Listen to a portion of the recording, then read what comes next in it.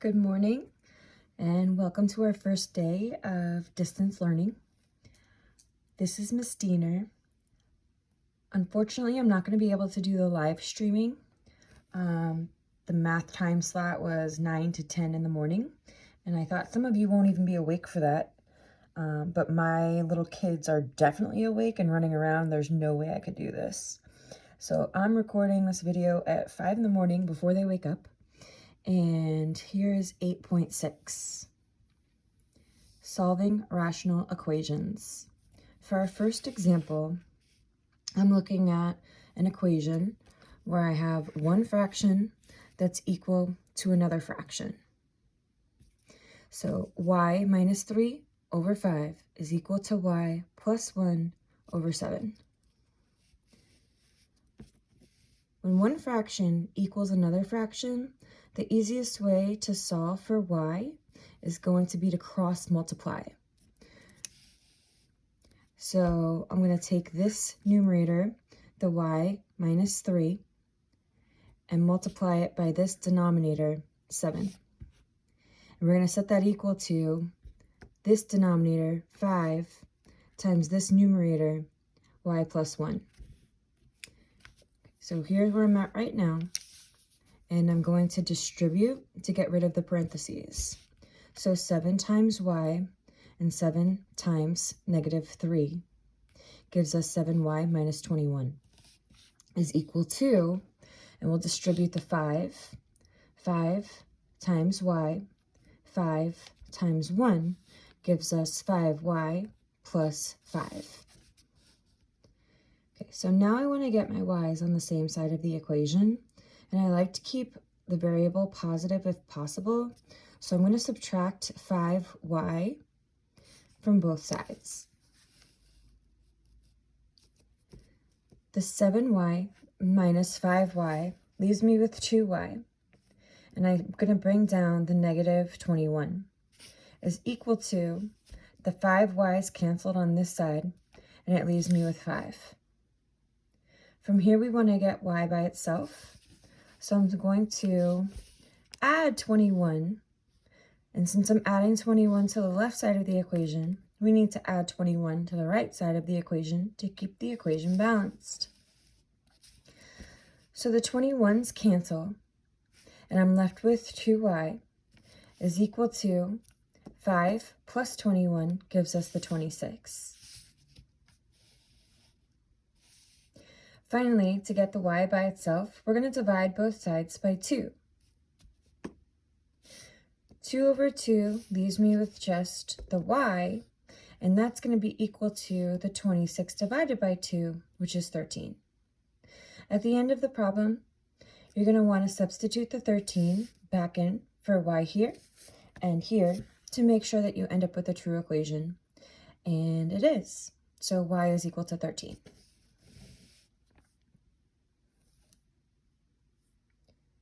So now we're going to do a similar example. More practice.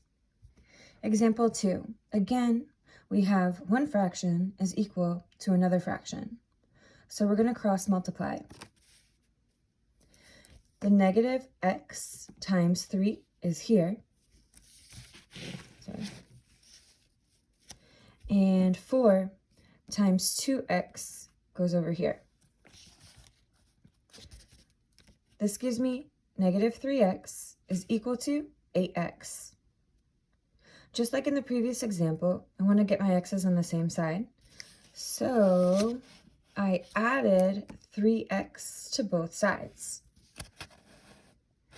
And negative 3x and positive 3x leaves me with 0. On the other side of the equation, we have 8x plus 3y is equal to 11x. To get x by itself, we can divide both sides by 11, and 0 divided by 11 is 0. So x is 0. And again, you would want to substitute the 0 back in for x to make sure we end up with a true equation, which we do. Okay, one more example like we just did.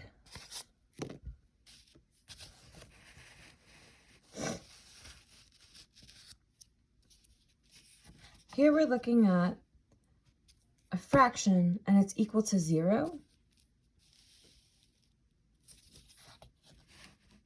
So what I did here is to get rid of this denominator, I multiplied both sides by the denominator. So that's x minus 5 gets multiplied here and here. So the x minus 5 cancels this x minus 5, and then 0 times x minus 5 is still 0. So now we're left with just the 2x minus 4 is equal to 0. To get x by itself, I'm going to add 4 to both sides.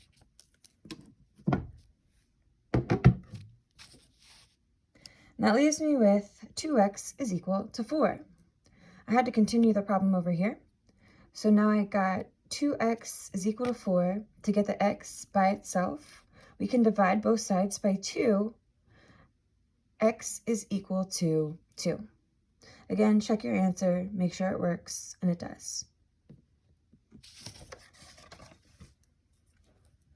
So now we're moving on to example 4.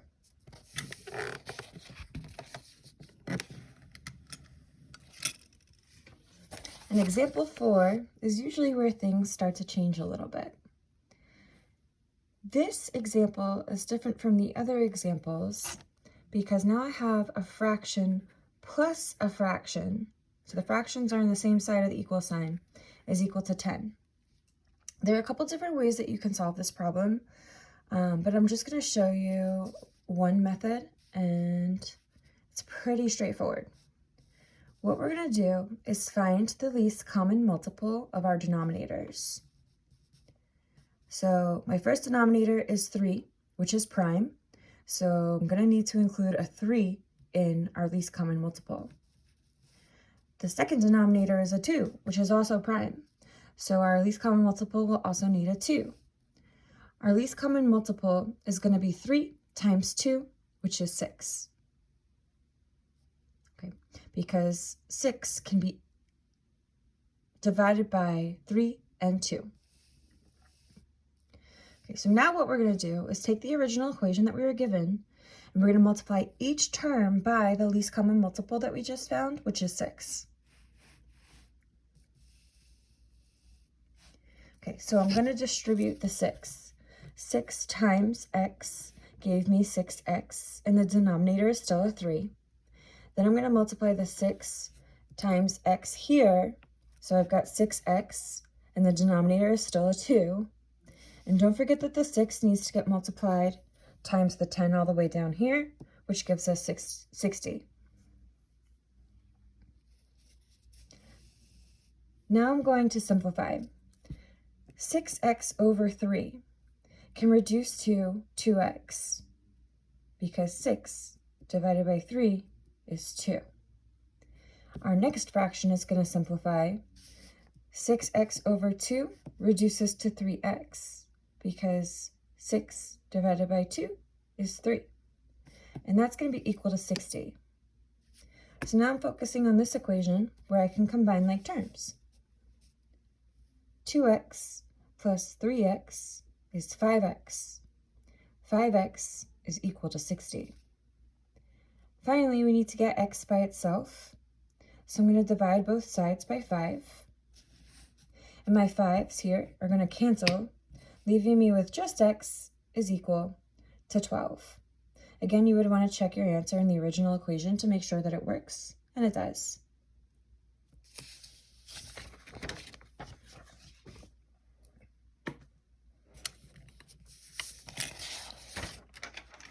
Example 5. It's very strange to just move on and not ask if there are any questions. If you guys do have questions, of course, email me.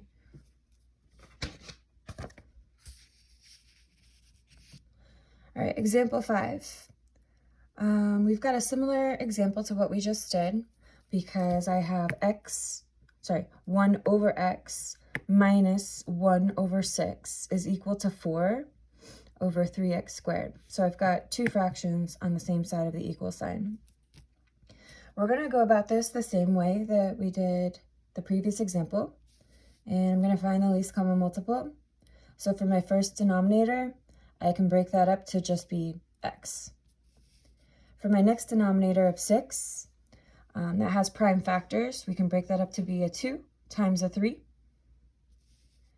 And then for my next denominator, the 3x squared, that is, sorry, this should have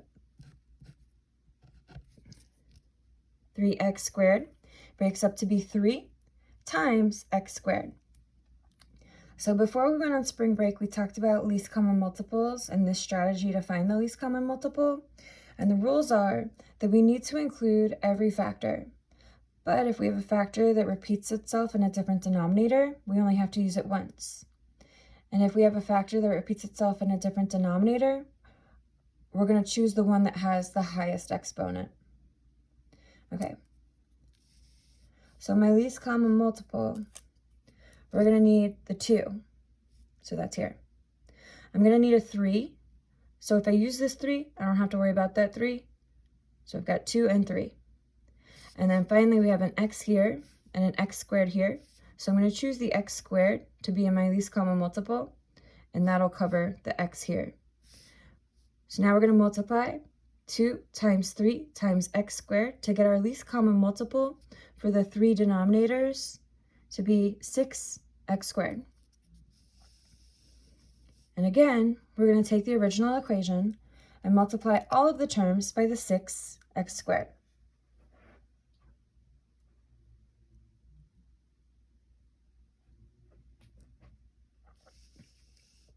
So all of the numerators get multiplied by 6x squared, and your denominators will remain the same.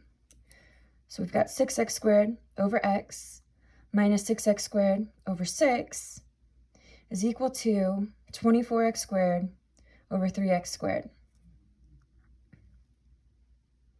Now it's time to simplify. So 6x squared over x is going to leave me with just 6x. Minus, here my 6's will cancel, so I've got x squared, is equal to 24 over 3 would be 8, and the x squareds cancel. At this point, I've got a linear term, a quadratic term, and a constant. To solve this equation, I'm going to want to get all of my terms to one side and set one side equal to 0. I'm going to do that by adding x squared to both sides. Okay, so we're adding x squared, and then to get rid of the 6x over here, we're going to have to subtract 6x. And whatever we do to one side of the equation, we need to do to the other side of the equation as well.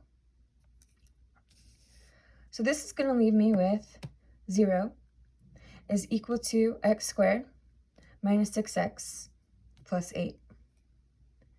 We've got a quadratic equation. I'm going to try to factor it. So this is an easy trinomial where I'm going to break it up to be 2 binomials. In order to get that x squared term, it would have been x times x. And then I'm looking for 2 numbers that would multiply to positive 8 and add up to negative 6. So because the product is positive, I know the signs have to be the same. So it would either be a plus plus or a minus minus. But because this middle term is negative, I know that it was minus minus. So negative 4 times negative 2 gives us that positive 8 that we were looking for. But if we add negative 4 and negative 2, we get the negative 6. And you can always check your answer by foiling. Okay, so at this point, we're going to use the zero product property and take each of the factors and set them equal to 0. And then we could solve for x. Here, to get rid of the negative 4, I would add 4 to both sides. And that gives me x is equal to positive 4. Over here, we could add 2 to both sides, and I get x is equal to positive 2. Again, when you substitute positive 4 in for x into the original equation, you'll see you get a true equation. And the positive 2 also works.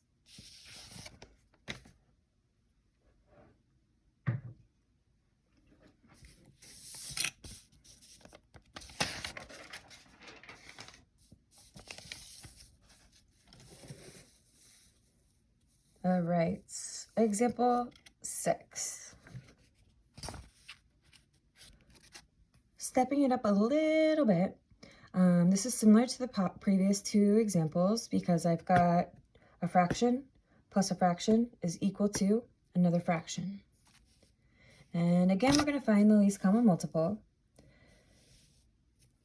So your first denominator of x minus 7 is just x minus 7. And the second denominator needs an x plus 7.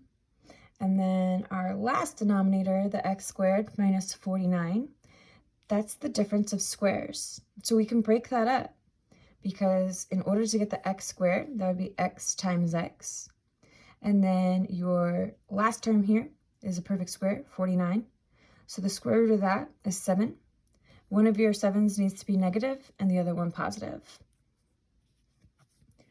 So now to put it together, our least common multiple is going to need an x minus 7. If I use this one, I don't have to worry about that one. So here's my x minus 7. And then over here, I've got x plus 7. If I use this one, we don't have to worry about that one. So your least common multiple for those 3 denominators is x minus 7, x plus 7.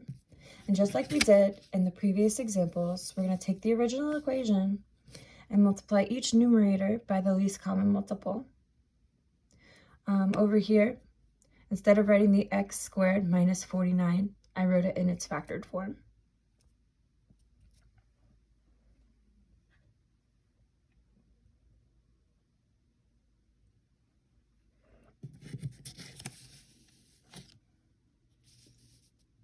Okay, so now it's time to actually multiply each numerator by the x minus 7, x plus 7. So that's what I did here.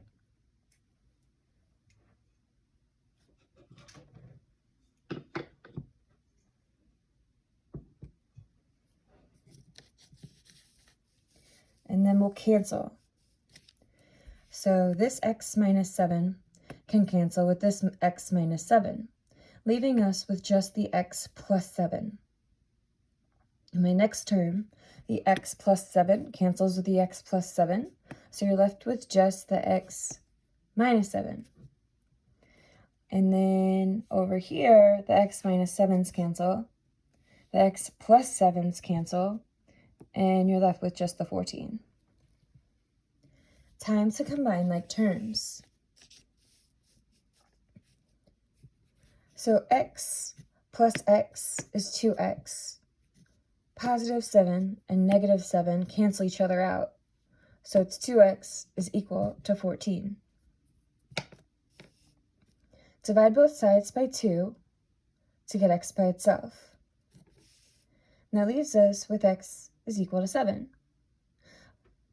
Don't forget to substitute the 7 back into the original equation for x. And what happens is when I put a 7 here, I would have 7 minus 7, which gives me 0. And you're not allowed to have a 0 in the denominator. So we did all that work to end up with no solution. Because if we end up with a 0 in the denominator, it doesn't work.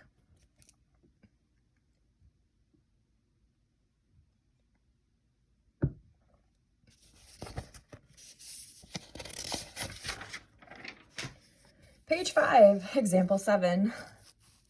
Last one, guys. This is what's commonly referred to as a work problem. I think they're on the SAT. Meredith can paint a room in 2 hours. Oliver can paint a room in 3 hours. How long would it take them to paint the room working together? Okay, so there's a trick to setting this up.